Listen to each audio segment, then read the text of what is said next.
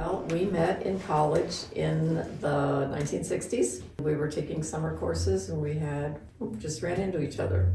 Ended up going through the last 2 years of college together and eventually got married about a year after we got out of college. It's been a long time, 55 years. For 20 years I was home with the kids, with our 3 kids who are all now married with 3 kids each. It was a blessing. And I just feel like everybody pitched in, everybody did their own laundry and everybody made their own lunches and everybody helped out.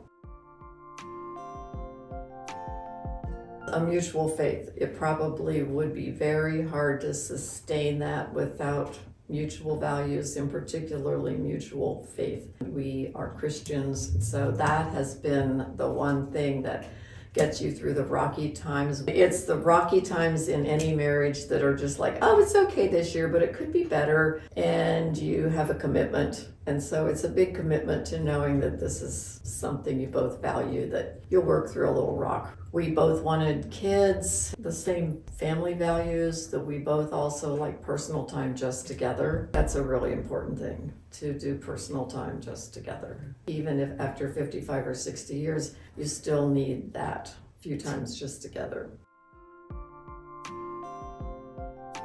I would definitely, if I were doing it over, just allow him to do more things for the babies. Instead of me saying, oh, I could do that real easily, or I could do that easily in the kitchen. You could go ahead and cook that.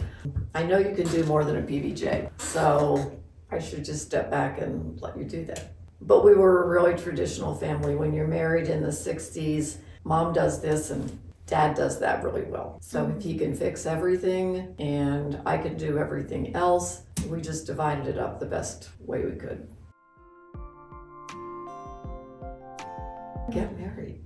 Everybody get married. I think when you're older, you really value family so much that you know that marriage is great. It's a good design. What I tell younger people is to finish well. You become more and more aware that this could be your last hour, this could be your last day. I think I've got maybe 10 years, but I might have 1 or 5. You don't really know, but to finish well.